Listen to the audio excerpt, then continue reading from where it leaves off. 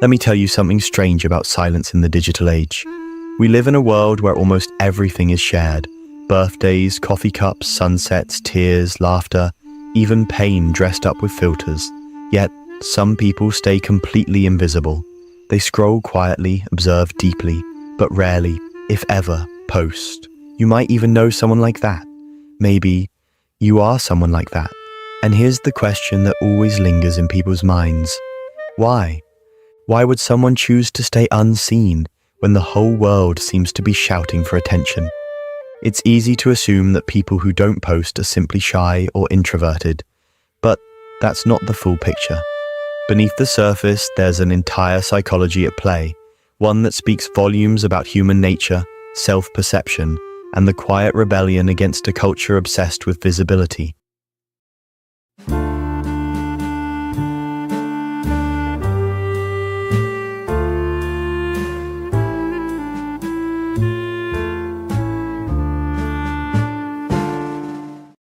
See, for some people, silence is not emptiness, it's control. It's the power to choose what the world doesn't get to know. Because whether we admit it or not, social media has subtly reshaped how we define ourselves. It rewards display, it praises noise, and yet those who stay in the shadows are often the ones who see everything most clearly. They watch without needing to interrupt. They think before reacting. They analyze before judging. Psychologists have found something fascinating. People who refrain from posting frequently often score higher on traits like self-restraint, introspection, and emotional independence. They tend to be less influenced by social comparison and external validation.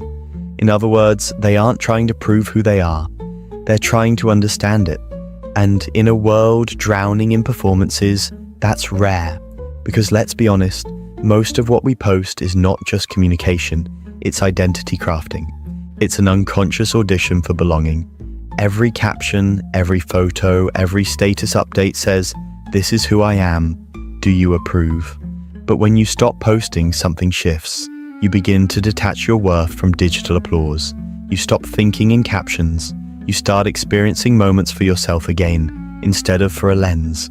And that's the secret psychology behind many people who don't post. They crave authenticity in a space where everything feels staged. They don't hate social media.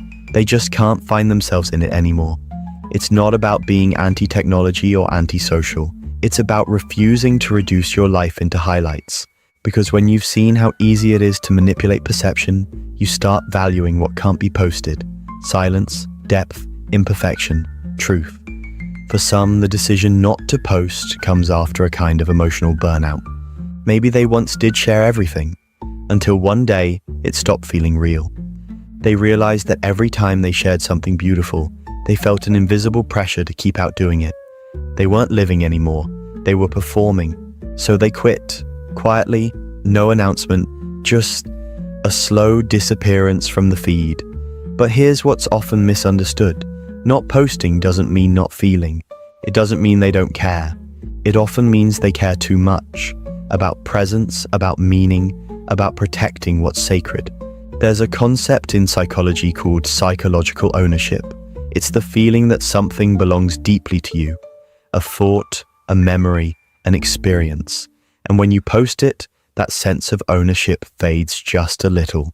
The moment becomes shared property, open to judgment, misinterpretation, even mockery.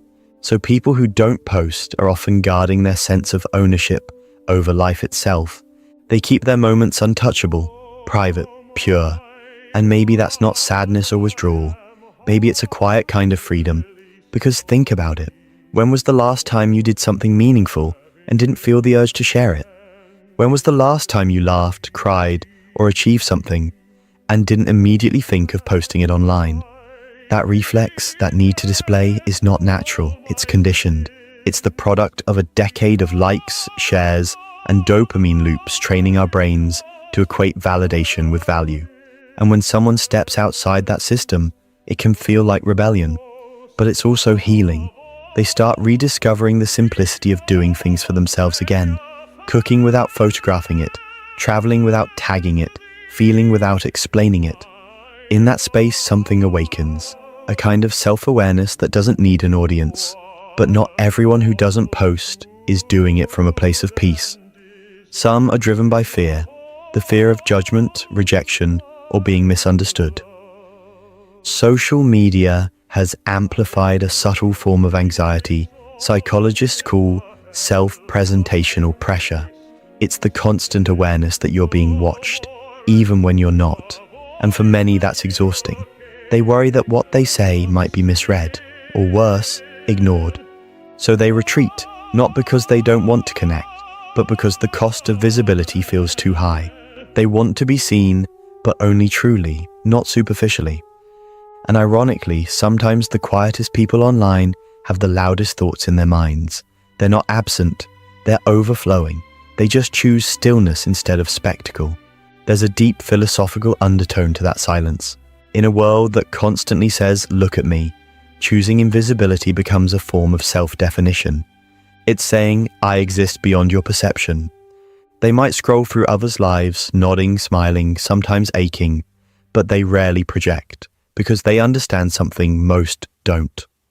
Not everything you experience is meant to be witnessed. Sometimes the most profound things in life, growth, grief, transformation, happen quietly, unseen, unposted. And when you've lived through enough of those private transformations, you start realizing that being unseen is not the same as being insignificant. It's actually where identity is formed, not performed. This is where the paradox lies. Social media was designed to connect us, yet it often leaves people feeling more isolated than ever. When you don't post, you stop chasing digital closeness and start rebuilding real ones. You begin noticing who checks in on you without the need for updates. You learn who remembers you without reminders. That kind of connection, raw, unbroadcasted, feels heavier, warmer, and infinitely more real. And the people who don't post, they live in that space. They build relationships that don't need proof. They find comfort in the unshared moment, and they let life unfold without turning it into content. Part of this is also about identity security, knowing who you are even when nobody's watching. When you're comfortable in your own company, you don't need an audience to validate your worth. That's not arrogance, it's peace. And ironically, the same people who don't post often have the most interesting stories to tell, but they save them for when you're sitting across the table, not across the screen. Because real connection to them isn't measured in comments or likes. It's in shared silence, in eyes meeting, in laughter that doesn't need witnesses. These are the people who carry worlds within them, who process deeply, observe constantly, and understand quietly. They don't need the world to applaud their existence. They just need to live it. And maybe, just maybe, in a world so desperate to be seen, their silence isn't a flaw. It's a mirror, a reminder that not everything meaningful has to be shared, that sometimes the most human thing you can do is to keep something entirely for yourself. You know what's fascinating? The longer someone stays off social media, the more they begin to see the world differently. Colors look richer, time feels slower, conversations feel fuller. It's as if stepping away from the noise makes everything real again. Because when you stop performing, you start experiencing. There's a quiet beauty in walking through life without needing proof of every step. You're not thinking about angles or lighting or captions. You're just there, fully alive, inside the moment instead of outside it. And that's something social media rarely lets us do anymore. But the psychology behind this goes deeper than preference or taste. It's rooted in how our brains process validation. Every time we post something online and it gets attention, likes, comments, hearts, our brain releases dopamine, the same chemical involved in reward and addiction. Over time, we begin to crave that validation. We start thinking in terms of shareable experiences instead of real ones. Now imagine someone who resists that loop. Someone who deliberately chooses to disconnect from the dopamine cycle. That's not disinterest, that's discipline. It takes self-awareness to resist something designed to keep you hooked. People who don't post often have a strong internal locus of control, a psychological term meaning their sense of worth and happiness comes from within, not from external approval. They don't need the digital echo of "you're enough" to believe it. And here's what's even more interesting. Studies show that people who take long breaks from posting or consuming social media content often experience a measurable increase in emotional stability and life satisfaction. Because when your sense of identity is no longer being constantly mirrored back to you, it becomes solid, it becomes real. You're no longer editing your life into something digestible. You're living it in all its messy, beautiful, unfiltered complexity. And maybe that's the real rebellion, to stay whole in a world that rewards fragments. But silence online doesn't always mean serenity. Sometimes it hides exhaustion. For many, social media became a place where they once sought connection, but ended up feeling drained. There's a subtle emotional fatigue that comes from witnessing everyone's highlight reels, while you're still trying to piece together your own behind the scenes. You start comparing, even when you don't mean to. You start questioning your worth, even when you know better. And eventually, some people decide to step away, not out of bitterness, but out of self-preservation. They realize they don't owe the world a performance. They don't owe an explanation for their silence. And they don't need to keep proving they're happy just to be believed. That's one of the quiet truths of this generation. We've confused visibility with value. We assume that to matter, we must be noticed. But real meaning doesn't need witnesses. Some of the most meaningful moments of your life, the ones that shape who you are, will happen without a single person watching. No cameras, no captions, no audience, just you. And maybe that's what those who don't post understand best. They know that privacy is not loneliness, it's intimacy with yourself. Because when you stop broadcasting every thought, you start hearing your own again.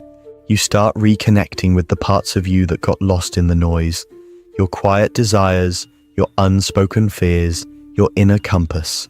And that's something profoundly spiritual in today's world. It's not a withdrawal, it's a homecoming. Of course, it's not always peaceful. There are moments of doubt, of wondering if silence makes you invisible, if you're falling behind while everyone else is performing progress. But with time, you start noticing something beautiful. Your worth doesn't disappear when nobody's looking. It's still there, steady, like the hum of a quiet room after a storm. And maybe that's what real confidence looks like. Not the loud declaration of self online, but the calm assurance of self offline. Some people say, if you didn't post it, did it even happen? But the truth is, things that shape you most rarely make it to the feed. Your growth, your heartbreaks, your private victories, your quiet acts of kindness, they live in memory, not media. And maybe that's enough. When psychologists talk about authentic self-expression, they emphasize congruence, the alignment between who you are inside and who you show to the world. But in the age of filters, that alignment is constantly distorted. You begin to live as a version of yourself, curated for approval. So when someone chooses not to post, it might be their way of staying congruent, of preserving that fragile truth between their inner and outer world. They don't need everyone to see what they're feeling to validate that it's real. They don't need to capture every sunset to remember how it felt. They live their life fully and quietly. And here's the paradox. Those who live quietly often feel life most intensely. They're not distracted by the performance of it. They absorb details others miss. The way light changes on a wall, the pause before someone speaks, the sound of distant laughter. They are present, and presence is the rarest currency in a world built on attention. But sometimes that very presence makes them misunderstood. People might label them as detached, mysterious, even cold. Yet if you look closer, their silence isn't emptiness, it's depth. It's the calm that comes from no longer needing to explain yourself to be understood. There's a quiet confidence that comes from not needing to be known by everyone, just understood by a few. And that's what the people who don't post understand best. They know that not every truth is meant for the crowd, that some parts of you deserve to remain untouched by algorithms and opinions. Because once something becomes public, it stops being purely yours. It belongs to interpretation, to judgment, to trend. And maybe some moments are too sacred for that. So the next time you notice someone who never posts, don't assume they're hiding. Maybe they're just living. Maybe they've found peace in the quiet corners of existence, the ones not lit by the blue glow of a screen. Maybe they're the ones who've remembered what the rest of us forgot. That being unseen doesn't mean being alone.